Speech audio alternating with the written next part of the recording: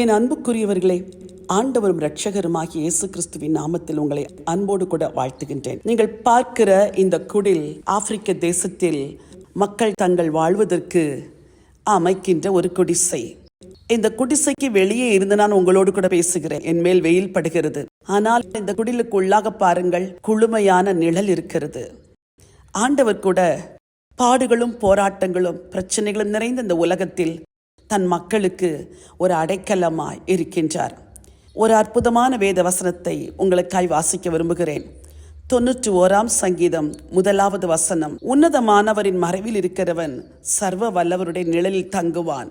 ஆண்டவர் தன்னுடைய பிள்ளைகளுக்கு மறைவிடமாயிருக்கிறார், கூடாரமாயிருக்கிறார். ஆபத்து நாட்களில் அவர் தன்னுடைய பிள்ளைகளை தன்னுடைய கூடார மறைவில் ஒளித்து வைத்து பாதுகாக்கிறார் என்று வேதம் சொல்லுகிறது. உங்கள் வாழ்க்கையில் நீங்கள் சில கஷ்டமான சங்கடமான சூழ்நிலைகள் வழியாய் கடந்து செல்லும் போது, ஐயோ இதில் நான் தப்புவேனா, இதிலிருந்து மீண்டு வருவேனா, இதிலிருந்து நான் பிழைப்பேனா என்றெல்லாம் நீங்கள் யோசிக்கிற நேரம் உண்டு. ஆண்டவர் அப்படிப்பட்ட நேரங்களில் எல்லாம் தன்னுடைய பிள்ளைகளுக்கு கூடாரமாக இருக்கிறார். என்ன ஒரு நல்ல தேவன் பாருங்கள். நீங்கள் கடந்து செல்கிற எல்லா நெருக்கமான சூழ்நிலையிலும் கர்த்தர் உங்களுக்கு நிழலாயிருக்கிறார். நீங்கள் செய்ய வேண்டுவது ஒவ்வொரு நாள் அந்த உன்னதமான தேவனுடைய மறைவுக்குள் வந்துவிட வேண்டும். ஆண்டவரே, இன்றைக்கு நான் உம்முடைய நிழலில் வந்து தங்குகிறேன். இன்றைக்கு நான் உம்முடைய கூடார மறைவில் வந்து விடுகிறேன். இன்றைக்கு என் குடும்பத்தை உம்முடைய இரத்த கோட்டைக்குள் மூடி மறைக்கிறேன் என்று நீங்கள் ஒவ்வொரு நாளும் அந்த கூடார மறைவை உரிமை பாராட்டும் பொழுது கர்த்தர் உங்களை பாதுகாப்பார்.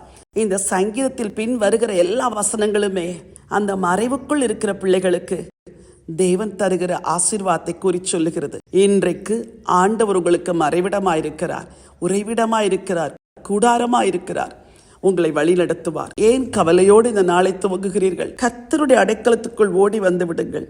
அவர் உங்களை பத்திரமாய் காத்து நடத்துவார். உங்களுக்காய் நான் ஜெபிக்க விரும்புகிறேன். நல்ல ஆண்டவரே, நன்றி நிறைந்த உள்ளத்தோடு உம்மை ஸ்தோத்திரிக்கிறேன். உம்முடைய பிள்ளைகளுக்காக விசேஷமாய் வேண்டிக் கொள்கிறேன். யாரெல்லாம் தங்கள் வாழ்க்கையில துக்கத்தோடு கண்ணீரோடு, ஐயோ எனக்கு பாதுகாப்பு இல்லை, இந்த வியாதி வந்தது நிமித்தம் நான் வேதனையோடு இருக்கிறேன், பிரச்சனையிலிருந்து நான் மீளுவது எப்படி, என்னை யார் காப்பாற்றுவார், என்னை யார் மறைத்துக் கொள்ளுவார், என்னை யார் மூடிக்கொள்ளுவார், இந்த அவமானங்களுக்கு, இந்த நிந்தைகளுக்கு, இந்த பாடுகளுக்கு, இந்த நெருக்கங்களுக்கு யார் என்னை விலக்கி மீட்பார் என்று கண்ணீரோடு இந்த நாளை துவங்குவார்கள் என்றால், ஆண்டவர் அவர்களுக்கு மனம் இறங்கி மறைவிடமா இருப்பீராக என்று சொல்லி உம்முடைய அடியால் நான் ஜெபம் பண்ணுகிறேன்.